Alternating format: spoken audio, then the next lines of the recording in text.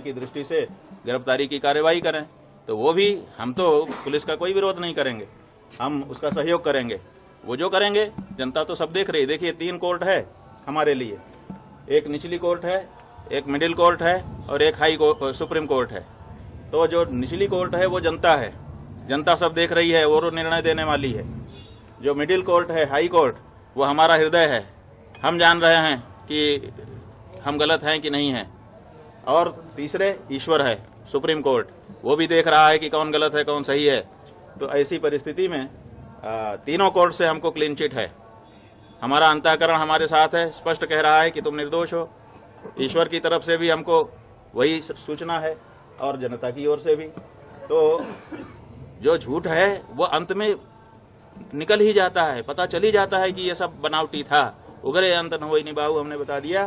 तो जो कहानी गढ़ी गई है वो आज नहीं तो कल, कल नहीं तो परसों झूठी सिद्ध हो जाएगी।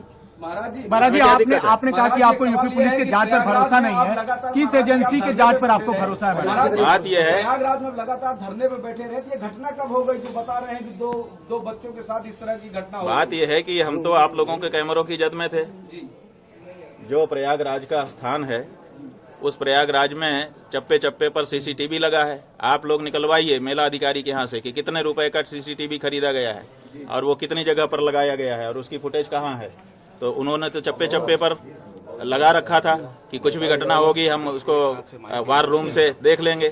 तो उनके यहाँ तो सब रिकॉर्ड होगा ना।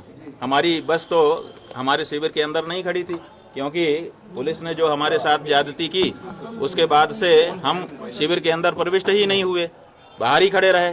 तो सड़क पर ही हमारी बस भी थी और हम भी थे। तो ऐसी परिस्थिति में वो सब सीसीटीवी की कैद में है। दूसरे दिन रात आप लोगों का कैमरा हमारे ऊपर लगा हुआ था और उसमें कहना कि हम ये सब कर रहे थे, कितनी नीचता की बात है। और ये भ्रम फैलाया जा रहा है कि गुरुकुल में ये सब हो रहा है। हमारे गुरुकुल में जब वो लड़के कभी प्रविष्ट ही नहीं हुए, पढ़े ही नहीं, उनका हमारा कोई लेना देना ही नहीं है। वो हरदोई के विद्यालय के छात्र हैं, जैसा कि उनकी मार्कशीट जो मुकदमे में लगाई गई है उससे पता चला है। तो जब वो यहाँ पढ़ते नहीं है, लिखते नहीं है, आए नहीं है, गए नहीं है, यहाँ से कोई उनका लेना देना नहीं है, तो उनके साथ कैसे कोई कुछ कर सकता है।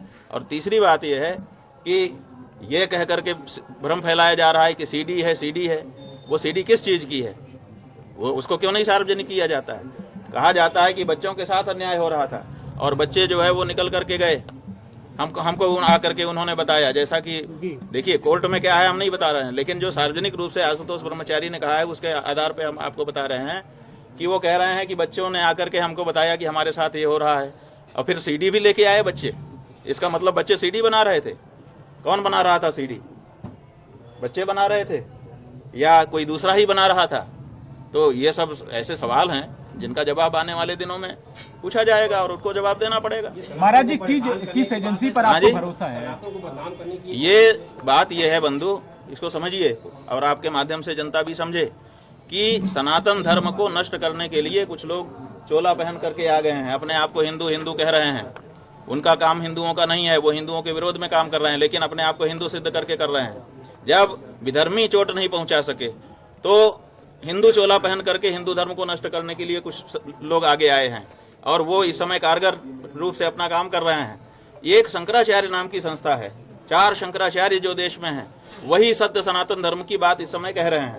अब इनके मन में है कि अब हमने सबको अपने वश में कर लिया, अब शंकराचार्यों पर बस में कर लें। अब शंकराचार्य बस में आएंगे नहीं, क्योंकि वो तो सत्य सनातन धर्म की बात करेंगे।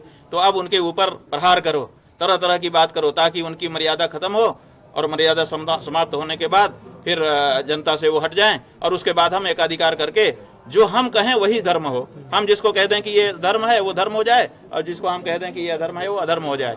तो ये जो प्रक्रिया चल रही है उसी के अंतर्गत जैसे हम गौ हत्या बंदी की मांग उठा रहे हैं। अब बहुत सारे महात्मा है जो कह रहे हैं कि हम सत्ता के साथ हैं। अरे भाई, सत्ता के साथ रहो, कौन मना करता है? लेकिन जो गौ हत्या को समर्थन देने वाली सत्ता है, जिस सत्ता के समय में गौ हत्या बढ़ रही है, जिस समय गायों की संख्या घट रही है, जिस समय बीफ का निर्यात बढ़ रहा है, उस समय तो उनसे सवाल पूछो तो वो नहीं पूछ पा रहे हैं। वो कहते हैं हम इनके साथ हैं, वो ठीक हैं, उनके लिए सारी सुविधा है। और जो शंकराचार्य कह दे कि गौ हत्या बंद हो, ये गलत हो रहा है, इसको ठीक करिए, उसके ऊपर इस तरह का लांछन और प्रहार किया जाए, ये हो रहा है। स्वामी जी एक छोटी सी ये हमारे अभिमुक्तेश्वरानंद के ऊपर प्रहार नहीं है, ये शंकराचार्य नाम की उस संस्था के ऊपर प्रहार है जिस संस्था के द्वारा सनातन धर्म आज भी सुरक्षित है।